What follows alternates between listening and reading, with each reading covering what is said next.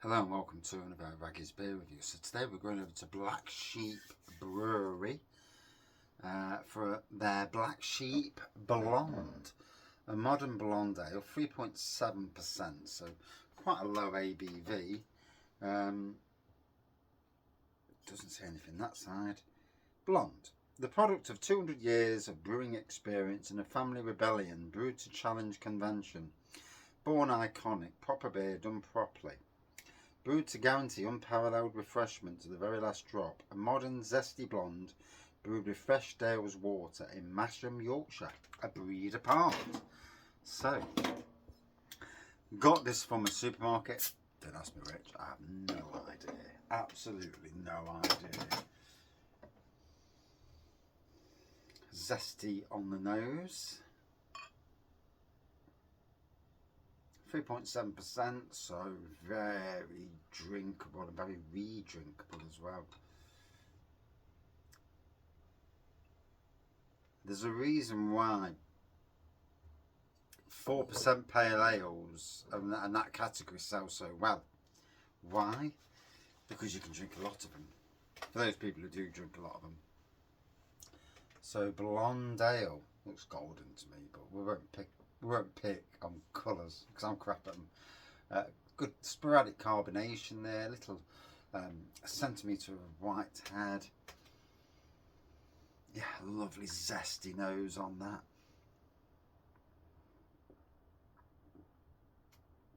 Zesty citrusy nose rather. And again, zesty, citrusy, and a slight butteriness as well. Do you know, if you ever listen to yourself back, you think, don't you talk some rubbish.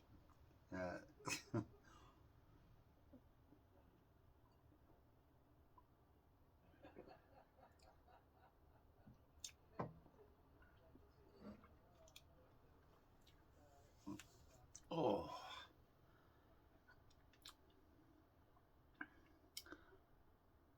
So, it's going down well. It's tasting nice. You know, last year when Black Sheep, it looked like Black Sheep was struggling, and you know, I don't know the ins and outs. It's you know, it's above my pay grade, but you know, it was great that they were saved and they're carrying on.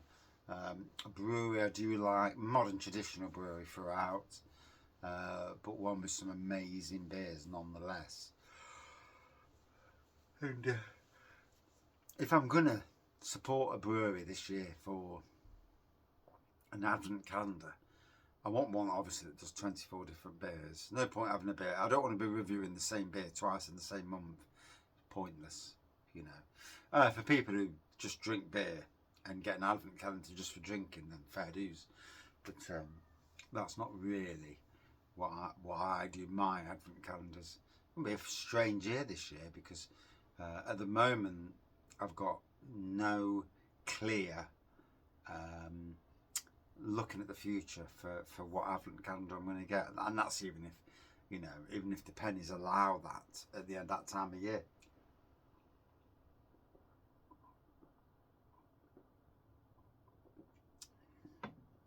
One never knows.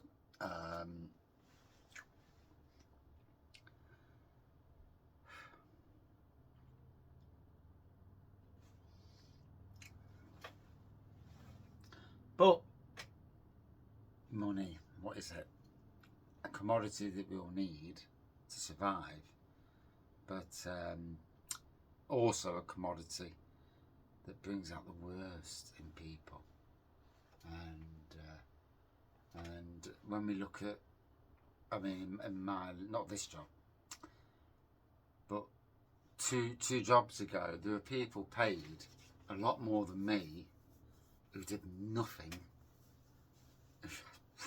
Really lazy, did nothing, and you look and you think, and they get away with it, and it's like,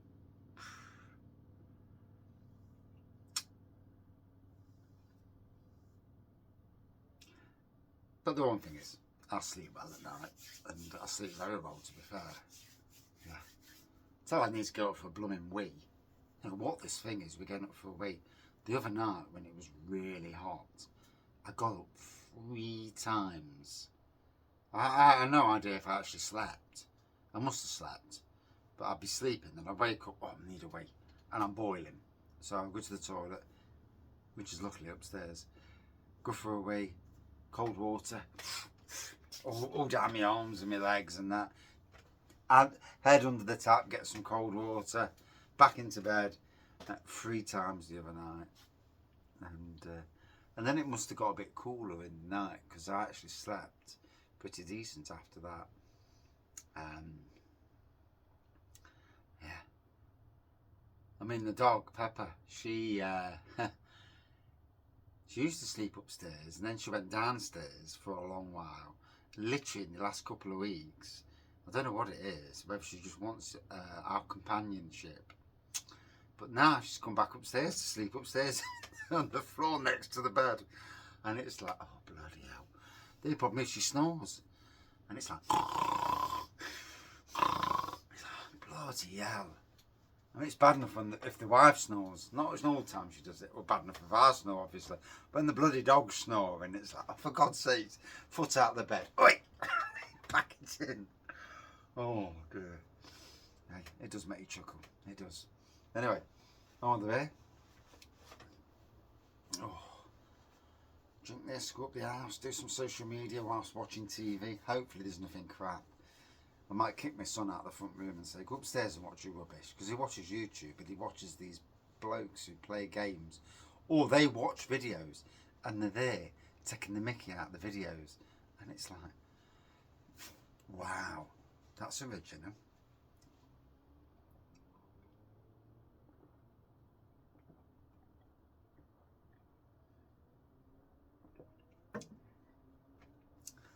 Although, to be fair, they've all got millions of views, so they're obviously making a damn, a good amount of money.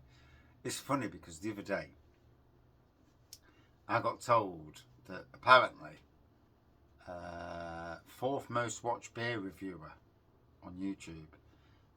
I'm not sure where they get their statistics from. And it's like, 4th most watched? Bloody hell.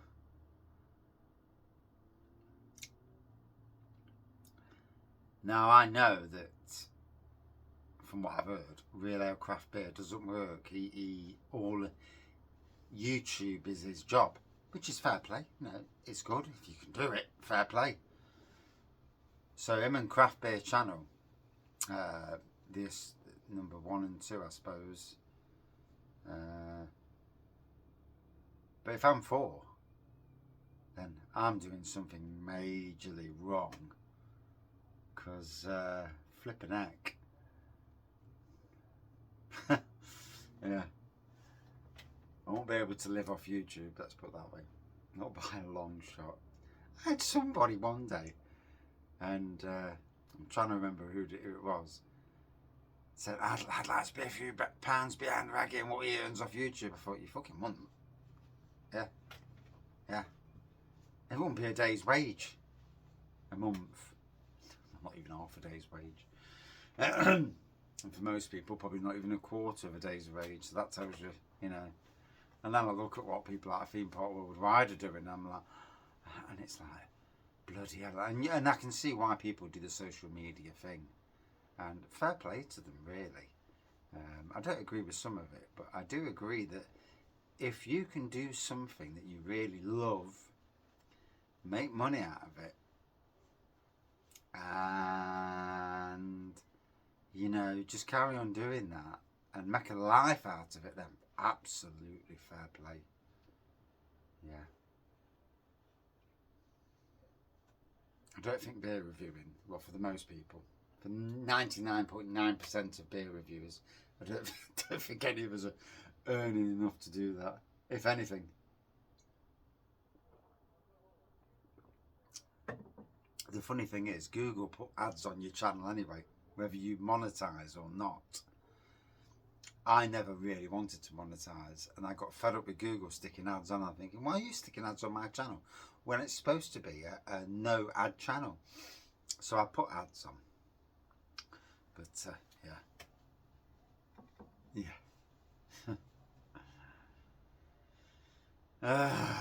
It pays for a couple of beers, and that's about it. That's if you can get past all the rigmarole as well, because there's a lot of that. And I had to get Dean's Beer Reviews involved, because I didn't understand what the hell was going on. That, you know, filling these forms in these bloody online forms. I'm like, I ain't got a clue what they're asking. You know, it's beyond my expertise.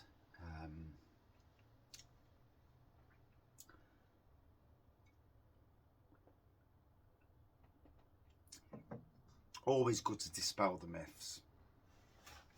So, lovely, zesty, citrusy flavour. Very light, easy drinking beer. From Black Sheep Brewery. So glad that they're still here and seemingly doing well. I've not heard no negativity. It does seem that the brewery, the dying of breweries has come to a stop at the moment. I've not heard anything. You know, at one stage it seemed to become a trend for breweries to pack in. I do wonder, with so many of them, whether they just come to the end. You know, we all come to the end of a journey, and you know, it's a way of getting out of that journey. You know, especially if you owe a lot of money to the taxman, duty. You know, it's a way of saying, yeah, sod that, let's get out. Obviously, not all. That won't apply to all, obviously. Would I drink it again?